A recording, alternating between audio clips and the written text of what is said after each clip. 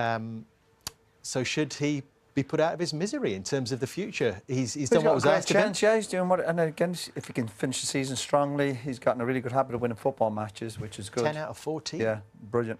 Yeah, fantastic. And again, we can sit here and analyse the game and look at the issues they've got, which I'm sure him and his staff are doing.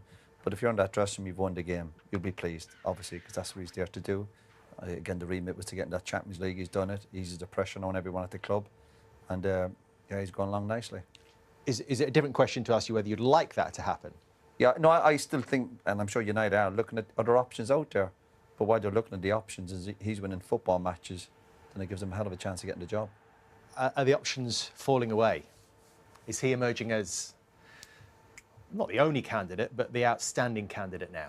Yeah, I mean, there's no one being linked either, is there? There's no one sort of being strongly linked with the job. I think Michael's put himself in pole position because of obviously what he's done.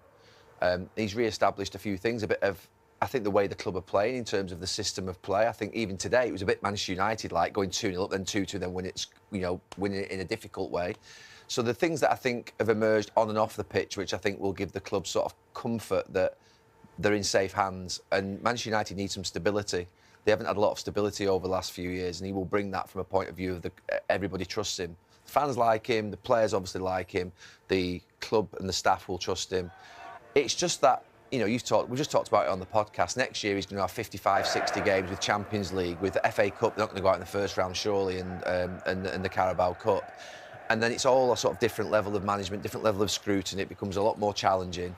And it's then, has he got the experience, obviously? Has he got the body of work behind him to rely upon? That's the only question I think that I've talked about for a number of months. But, some people say, well, why don't you give him a year contract and let him have a further year just to sort of what we stabilise the club? And I don't think I can argue with that. But if a world-class manager became available that has won titles, that has been in the Champions League, that's done it and been there before, Manchester United should probably pursue that route, because the last 5 managers, including Michael, Ole, Ralph Rangnick, Ruben Amorim and Erik ten Hag, have not got that super club experience, and Michael would be another that's not quite got that. These are fans, incidentally, who are voting on the Finalysis poll. The Manchester United fans, 77% think now he should be the manager next season, whereas only 28% of Liverpool fans think that Arne Slot should be the manager of Liverpool. So they're going to take some convincing. But what doubts should remain, Daniel, do you think, for Micheal Carrick, or has he answered them all? Just the experience, I think. I think that's the one thing. We can't, disregard how well he's done. The hardest thing is to win football matches at big clubs consistently. That's what he's done. He's won the most points. So the evidence is there. If we didn't have evidence, we were arguing a poor case, aren't we? But the case he's made for himself can't be beaten right now. The only question marks you could really say is, OK, controlling games. Last week, yeah, substitution, half-time, he's changed your formation, this, that. Would you have the answers against Real Madrid? Would you have the answers against Bayern Munich, PSG, teams like that? So tactically, you think there is I'm not saying I didn't say tactics. I'm more so saying that decisions at vital times, vital moments. Last week it went right? But in another game, they could score 2 or 3, and then it's like, hey, why'd you go 3 at the back? We should have... So it's more the decision-making at right times. That's what I think the best managers are great at. They make the right decision at the right time. They'd be brave, which he's shown at times, but we've not seen it in a long, duration of time. We're seeing this in a microcosm. So let's have a look next year, if he does get the job, and see what ideas he can bring to the table. I've been enjoying seeing them play, and it's a great opportunity for him. And it'll be interesting this summer, United's recruitment.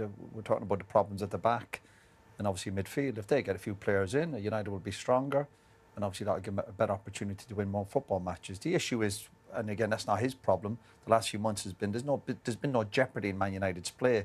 He had a remit to qualify for the Champions League, but we're looking at the Premier League this year, and it's not been that great. And so it's been the perfect storm for him to come in and get some winning matches. He had the dream start playing, beating Man City and Arsenal and stuff, so he got momentum. But yeah, he's doing what he's been asked to do. But it's just that lack of experience again. Come next year if he gets it, and the people who are praising him now, come October, November, if they have a bad start or a difficult spell, they'll be the same people saying get him out. So I suppose that's a bridge you cross when you get to it. But he can't do any more, I suppose. From what you've seen, Jamie, of the way that he's shaped this team over these 14 games, can he turn them into title contenders? No, I don't see it thinking that Micheal Carrick's the man to get Manchester United back to winning the Champions League or the Premier League. But I do feel he should get the job, not because he's done so well and he deserves it. Manchester United should do what's best for them as a club. But you think where United have been these last sort of 2 or 3 years, they haven't just been a club underachieving, they've been a club getting laughed at, really. You know, finishing 15th last season, you know, you can't quite comprehend that. Now, what he's done is just calmed everything down, where they're winning games they should win. Manchester United should always be in the Champions League position when you consider how big the club is and the revenue they spend each summer. That's what he's done. He's just done what they should do. Probably a little bit more, of course, you know, winning all these big games. And I think Manchester United could do another year of that. I don't think Manchester United in the summer are ready to go and think they're going to challenge for the Champions League or challenge for the Premier League. They almost need another year of this. And I think the risk of changing somebody who is not going to cause trouble in the press conference. He's not going to fall out with players. He's probably going to be steady. Now, is steady enough for Man United? I just think for another 12 months, it is. You kick the can down the road. Real Madrid are looking for a manager. Chelsea are looking for a manager. Maybe Man City might be looking for a manager as well. And then you assess the managerial options. Because right now, what you're saying in terms of a big Champions League manager, yes, if Luis Enrique comes available tomorrow, of course you do everything you can to get him.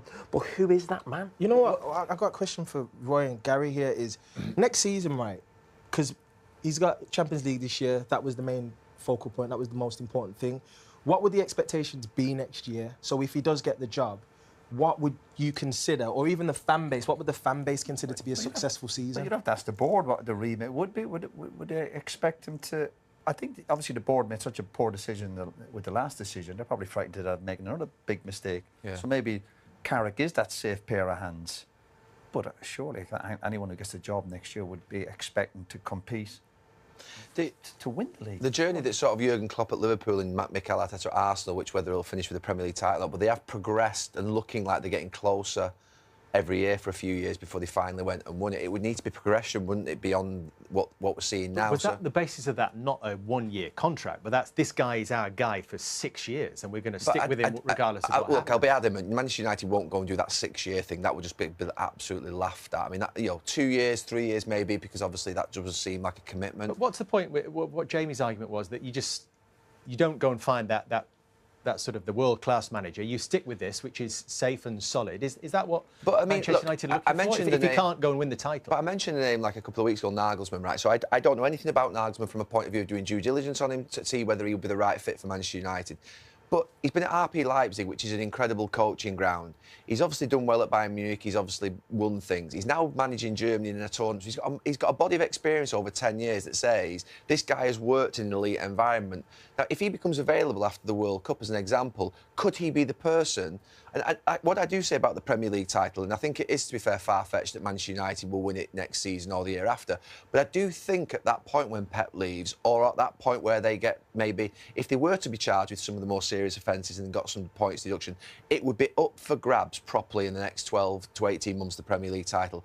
And at the moment, all I said on the podcast, which he laughed at, was that Liverpool aren't quite there right now. Chelsea aren't quite there right now. Newcastle aren't there right now. Tottenham aren't quite there. So Arsenal are. But if City were to obviously dip, who's going to step in and be that club that emerges out of that? Now, my view is you've got to appoint a manager that you think has the ability to exploit that moment. Now, I don't know if that's Micheal Carrick or whether that's Nagelsmann or whether that's Pochettino or whether that's going to, someone... But I'm not doing the due diligence. I'm not going around saying who's the best person to get it right. But that's what they have to be looking at. Who's there to go and exploit potentially this situation?